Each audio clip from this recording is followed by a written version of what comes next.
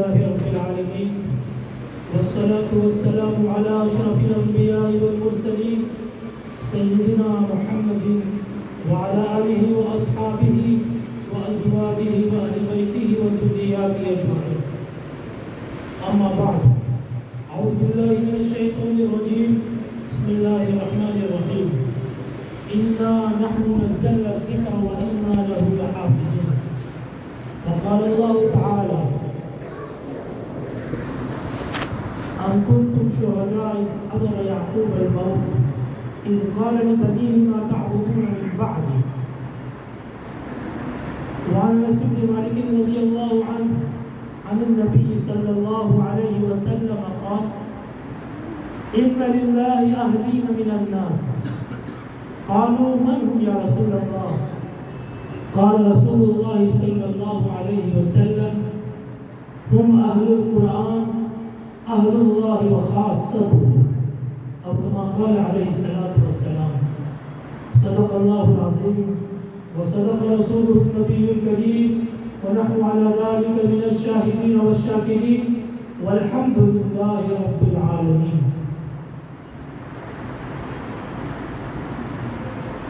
میرے بزرگوں،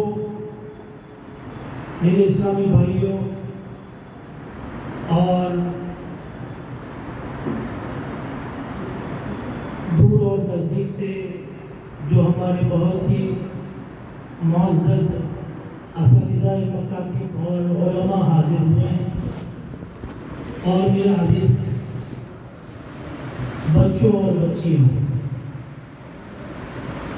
سب سے پہلے تمہیں ہمارے اس مجلس کے دولہے جو حفظ قرآن کی دولت سے ماشاءاللہ اللہ کے فضل و کرم سے آج مالامال ہو رہے ہیں، ان حافظ ہونے والے بچوں کو، ان کے والدین کو، ان کے اساتذہ کو، ان کے سرپرست اور ان کے یہاں کے ذمہ داروں کو بہت ہی دل کی گہرائیوں سے مبارکباد پیش کرتا ہوں۔ اللہ تعالیٰ ان کے حفظ قرآن کو اپنی بارگاہ میں بے انتہا قبول فرمائے، ان کے والدین کی فکروں کو، ان کے استاذ اور ان کے منتظمین اور ذمہ داروں کی فکروں کو، ان کی کوششوں کو اللہ اپنی بارگاہ میں شرف قبول عطا فرما کر دنیا اور آخرت دونوں میں بے انتہا اجر عطا فرمائے۔ یقیناً حفظ قرآن کی دولت سے مالامال ہو جانا، حافظ قرآن بن جانا، یہ اللہ تعالیٰ کا اس بندے پر بہت ہی بڑا فضل و کرم اور احسان ہے۔ اس کے والدین کے لیے بھی یہ بہت بڑی سعادت ہے۔ خود جو بچہ حافظ قرآن ہوا ہے اس کے لیے بھی یہ دین اور دنیا کی سعادت ہے ہی، والدین کے لیے بھی اللہ کے رسول صلی اللہ علیہ وسلم نے خوشخبری سنائی ہے۔ اس سے معلوم ہوتا ہے کہ بچوں کو حافظ قرآن بنانا، یہ جہاں اس بچے کے لیے دنیا اور آخرت کے اندر مسرور اور سعادت مند بنانا، وہاں ان کے والدین کے لیے مستقل ان بچوں کے طفیل میں آخرت کی سعادت کا حاصل ہونے کا ذریعہ ہے۔ روایت مشہور ہے جو ایسے مواقع پر بار بار سنائی جاتی ہے، نبی اکرم صلی اللہ علیہ وسلم نے جو بشارت سنائی ہے، اللہ کے رسول سے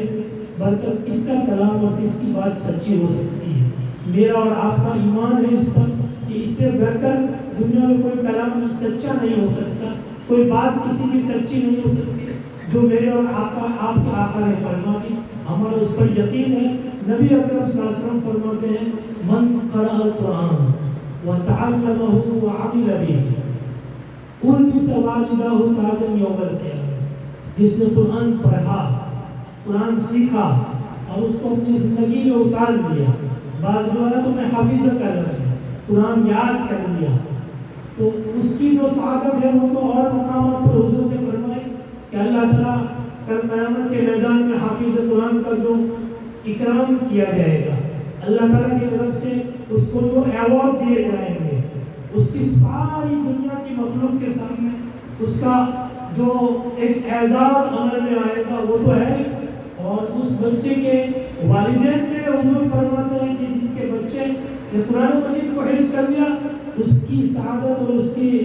برکت سے اس کے والدین کو قیامت کے دن تاج پہنایا جائے گا۔ اور اللہ کے رسول نے کتنی ڈیٹیل کے ساتھ بتلایا، وہ تاج اتنا زبردست چمکدار ہوگا کہ دنیا کے سورج کی چمک اس کے سامنے مان پڑ جائے۔ قرآن سے نسبت پیدا کرنے کی یہ برکت آخرت میں ہوگی،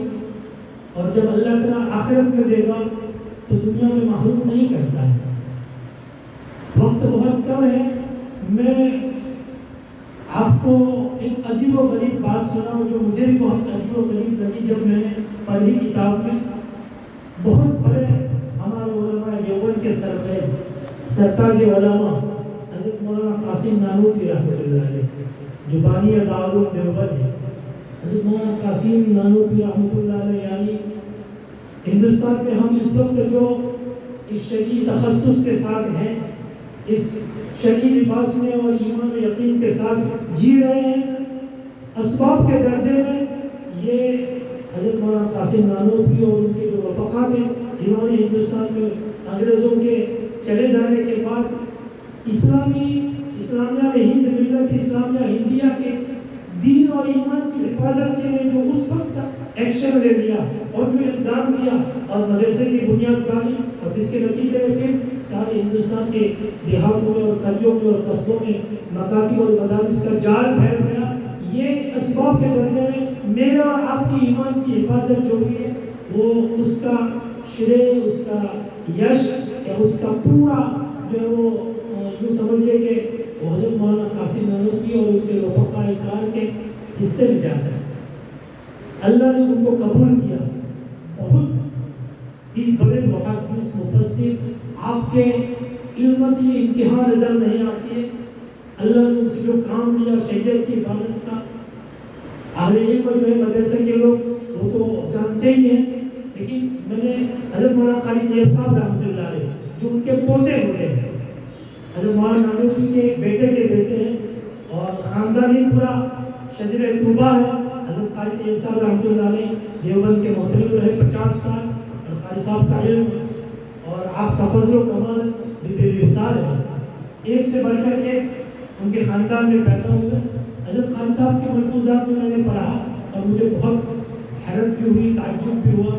وہ فرماتے ہیں کہ جلدی میں سنا دیتا ہوں، بہت ہی دلچسپی کا اور ایک خاص جذبہ پیدا کرنے والا واقعہ ہے۔ حضرت مولانا فرماتے خالد طیب صاحب رحمۃ اللہ علیہ کہ میرے والد، ان کے والد کا نام حافظ احمد تھا، حافظ محمد احمد، وہ بھی دیوبند کے محترم رہے، ان کے بعد خالد صاحب اہتمام پر آئے۔ وہ فرماتے خالد صاحب کے میرے والد کے انتقال سے کچھ مہینے پہلے کی بات ہے، 1 مہینہ 20 دن پہلے کی، دارالعلوم کے دفتر میں جہاں آپ تشریف فرما تھے،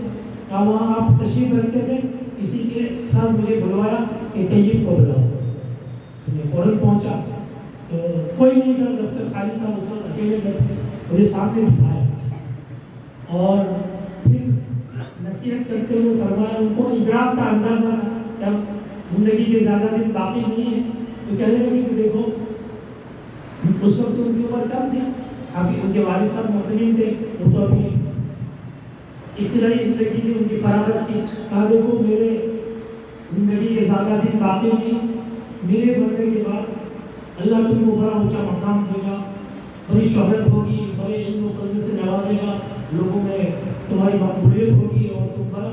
مرتبہ حاصل کرتے چلے جاؤ گے اور اللہ تمہیں خوب نوازے، لیکن میں نے تم کو اس لیے بلایا کہ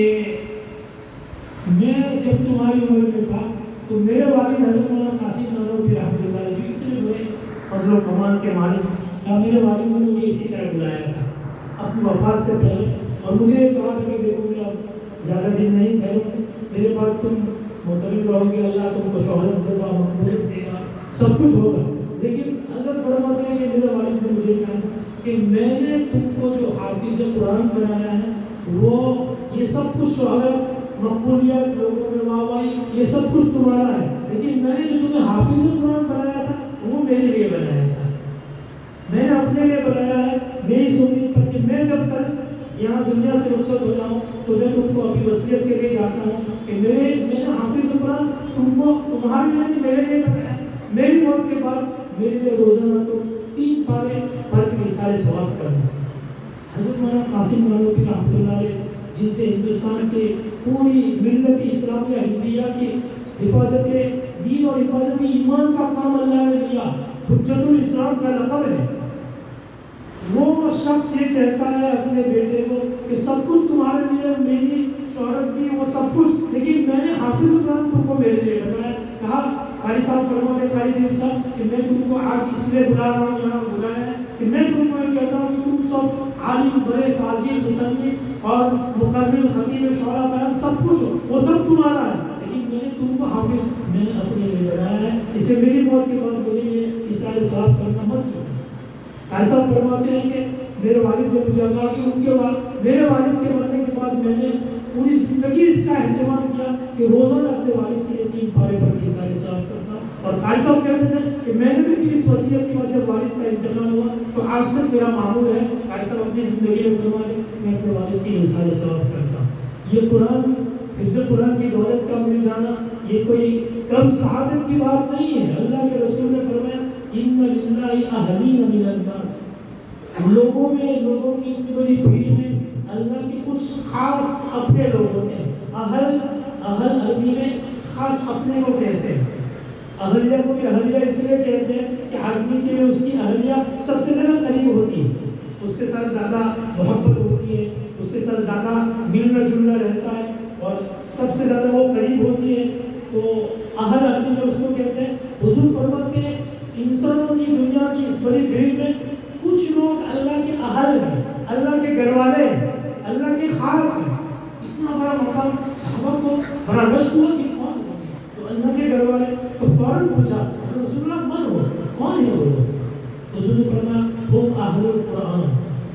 یہ جو خاص اللہ کے گھر والے یہ کون؟ کہا یہ اہل قرآن ہے، اہل اللہ، وہ اللہ کے گھر والے ہیں، خاص رکھو اللہ کے خاص لوگ ہیں۔ اللہ ان کو اپنے کہتا ہے، اپنے، یہ تو میرے اپنے گھر کے لوگ ہیں۔ اللہ نے یہ دولت آج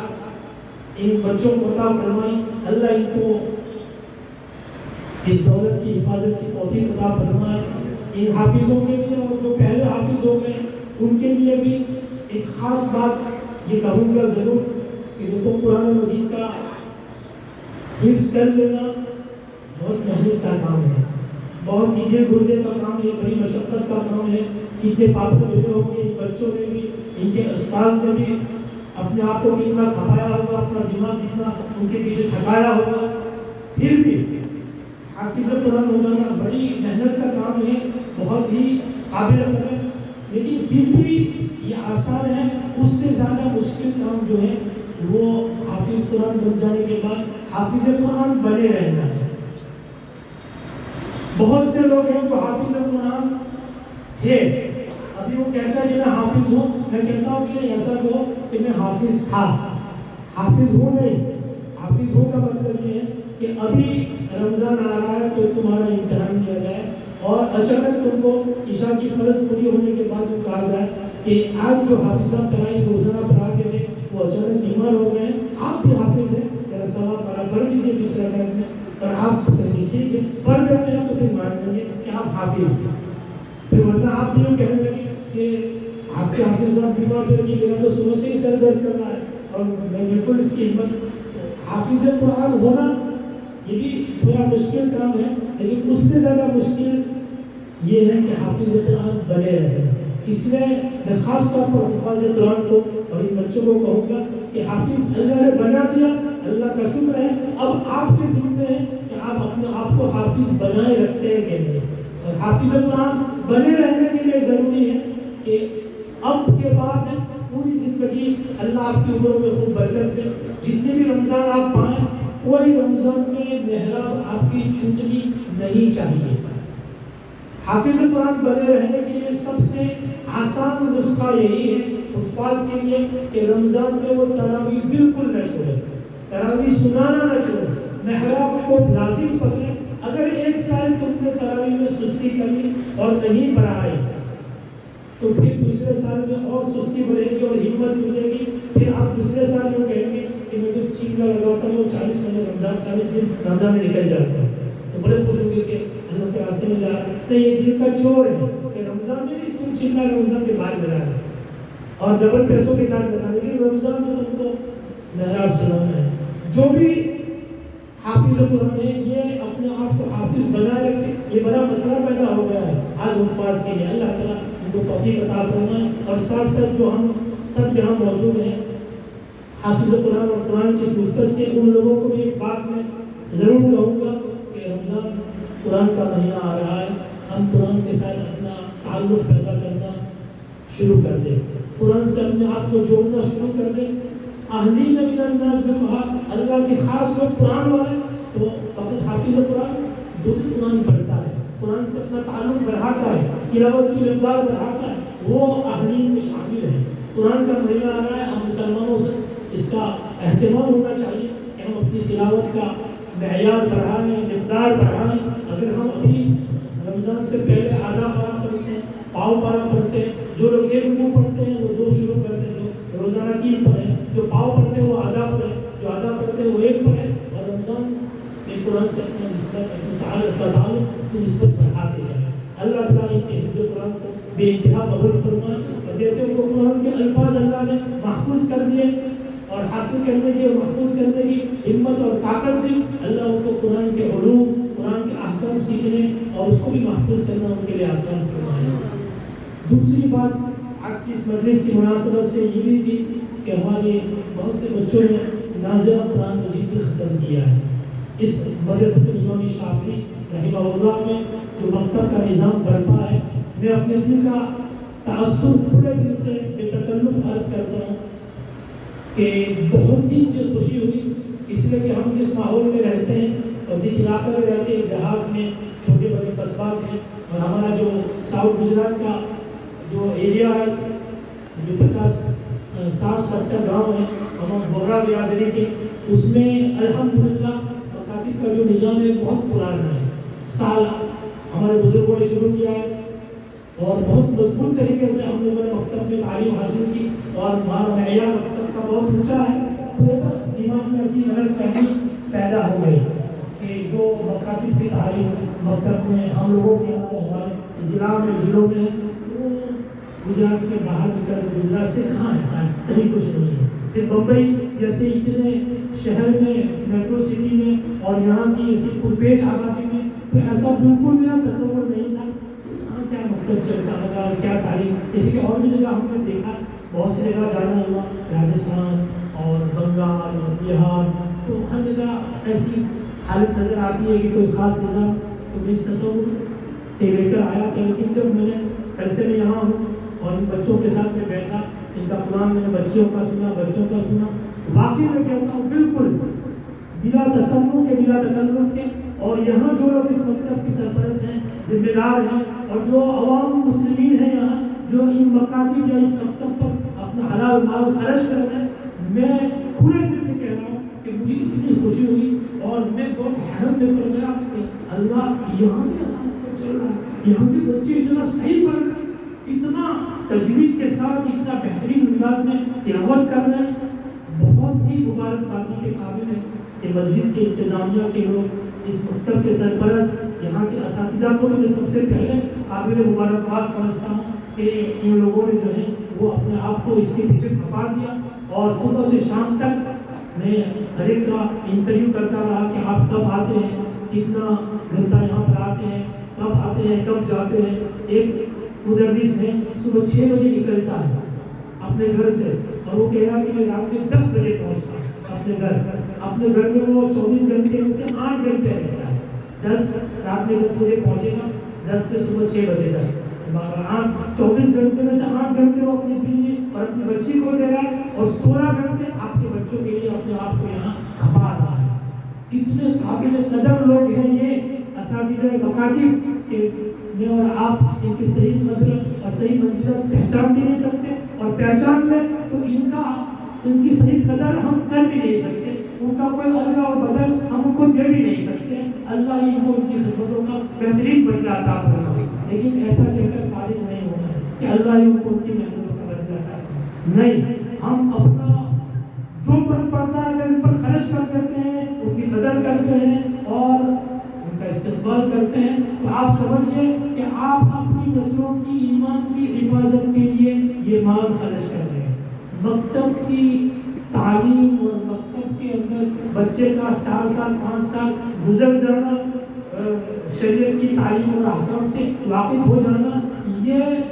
بہت بڑے ہمارے مفکر اور ہمارے بہت بڑے قلندر بزرگ جن کی نظر اللہ نے ان کو فراست ایمانی دی، مفکر اسلام علامہ ابوالحسن ندوی رحمۃ اللہ علیہ فرماتے ہیں کہ یہ دین اور شریعت کے بنیادی اور بیسک عقائد اور اللہ اور اس کے رسول کی یہ احکام کی تعلیمات سے اپنے بچوں کو واقف کرا دینا، یہ مکتب کی تعلیم اور دین اور شریعت کی نظام جو ہے، اس کو مسلمان کے لیے حضرت فرماتے ہیں یہ مسلمان کے لیے اتنا ہی ضروری ہے جیسے کہ انسان کے لیے زندہ رہنے کے لیے ہوا اور پانی کا ہونا ضروری ہے۔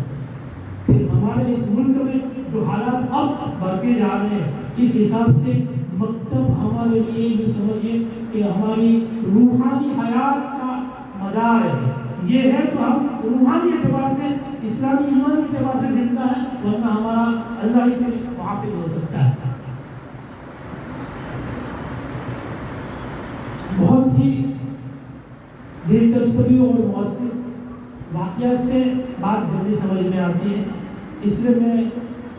اپنے باتوں میں واقعات یا قصے سنا دیتا ہوں، اس کی بات بہت جلدی سمجھ میں آ جاتی ہے۔ آپ کو بہت ہی مؤثر قصہ سناتا ہوں۔ مکتب کی تعلیم، قرآن سب میں اولاد کو جوڑ دینا، قرآن سب میں اولاد کو اپنی نسلوں کو متعلق کر دینا اور مکتب کی تعلیم سے ان کو گزارنا، یہ کیا اثر اس کا ہوتا ہے اور اس کا کیا نتیجہ آتا ہے۔ ہمارے بہت بڑے بزرگ ابھی اس وقت بھی زندہ ہیں، مولانا ابراہیم پٹنی، جو نوساری کے پاس رہتے ہیں، انہوں نے کتاب لکھی ہے قرآن کی فضائل میں، تو اس میں انہوں نے ایک قصہ نقل کیا ہے۔ ہمارے ملک میں بھی 1947 سے پہلے انگریزوں کی حکومت تھی،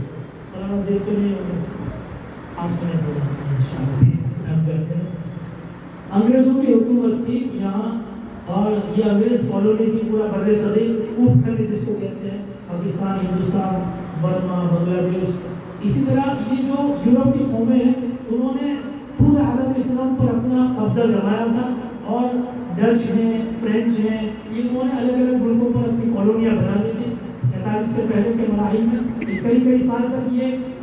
ایجپٹ ہے، سیریا ہے، شام ہے، موروکو ہے، الجیریا ہے، الجزائر ہے، یہ فرینچ کالونی سمجھی جائے۔ جیسے یہ انگلش کالونی تھی انگریزوں میں، مراکش وغیرہ جو ممالک ہیں شمالی افریقہ کے، وہاں فرینچ لوگوں کا قبضہ تھا، کیونکہ فرانس ان سے قریب پڑتا ہے۔ جیسے انگریزوں نے یہاں یہ کام کیا تھا اپنی حکومت کے زمانے میں کہ ان کو جو زیادہ خطرہ تھا یہاں اپنی حکومت کے خلاف وہ مسلمانوں سے تھا، اس لیے انہوں نے تعلیم کے نام پر، انگریزی اور دنیاوی تعلیم کے نام پر اسکالرشپ جاری کی، اور یہاں کے مسلمانوں کے ذہین خاندانوں کے نوجوانوں کو جو ہے وہ یورپ اور لندن وغیرہ تعلیم کے لیے بلایا، اور وہاں رکھ کے ان کی برین واش کی،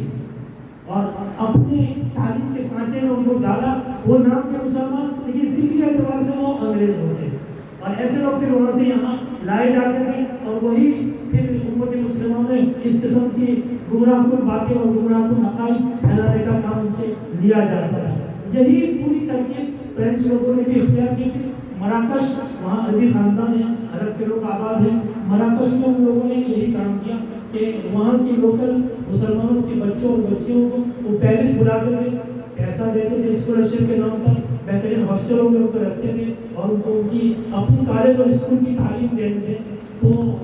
پورا ان کو 1 سال تک پہلے شروعات جب ہوئی تھی تو پورا 1 سال انہوں نے ان بچیوں کو اور بچوں کو پڑھایا اپنی اسکولوں میں، کالجوں میں۔ پھر جب سالانہ اینیول فنکشن ہوا تو انہوں نے چاہا کہ یہ بچے تیار ہوئے تو ہم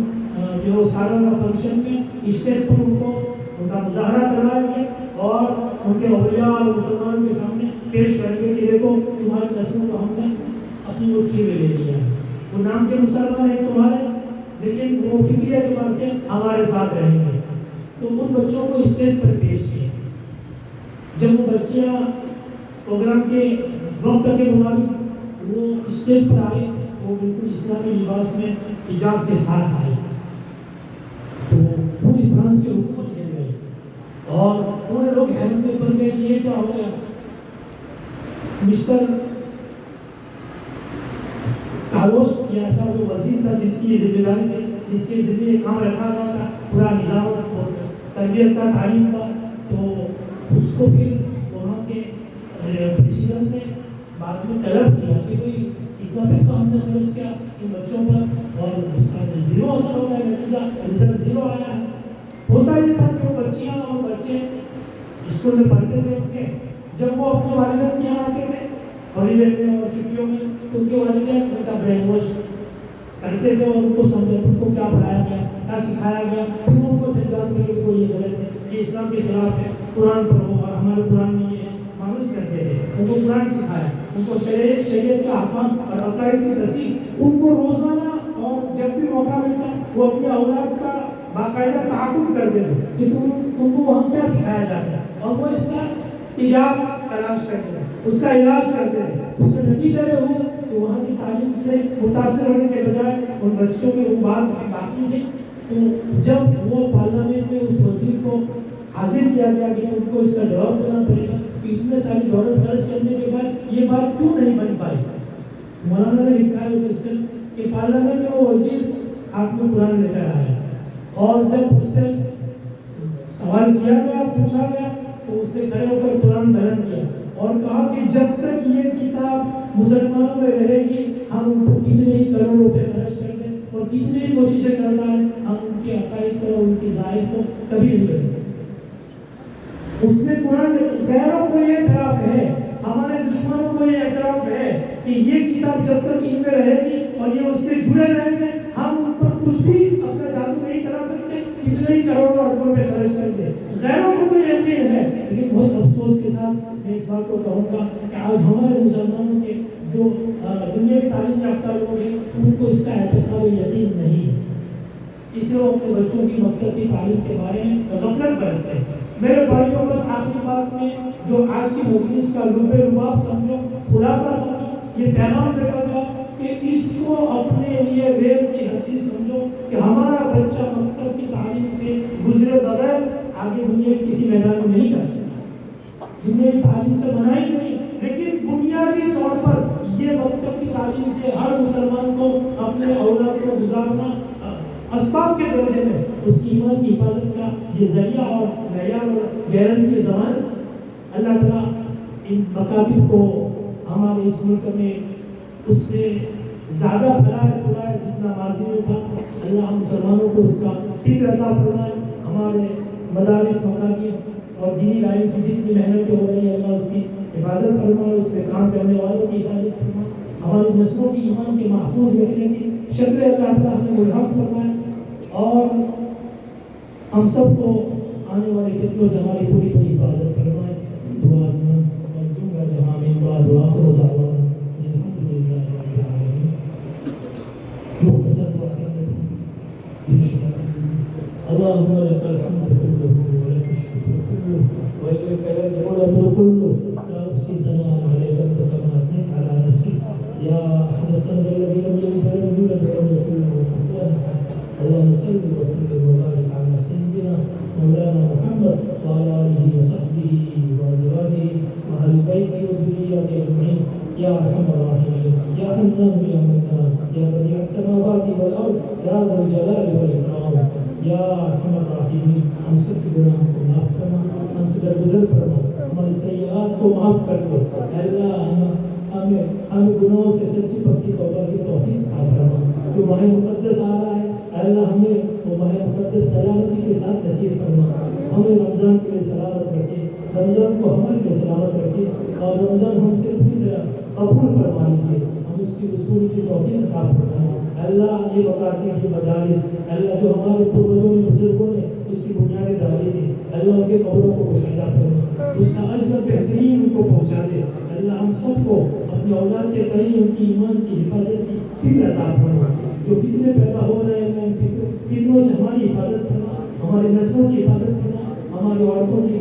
بچیوں کی اور بچوں کی حفاظت فرما۔ اللہ جو کوششیں تیرے خاص بندے کر رہے ہیں، یہ علماء، یہ سرپرست، یہ منتظمین اور یہ جو اہل مال ہے اپنا حلال پیسہ ان مکاتب پر مدارس پر لگا رہے ہیں، اللہ ان کو بھی انتہا قبول ان سبوں کو دنیا میں بھی عطا فرما، آخرت میں بھی عطا فرما، اپنے فضل و کرم سے نبی پاک صلی اللہ علیہ وسلم کے صدقے بغیر میں اللہ ان دعاؤں کو قبول فرما۔ صلی اللہ علیہ حبیبہ محمد وعلی آلہ وصحبہ اجمعین برحمتک یا ارحم الراحمین۔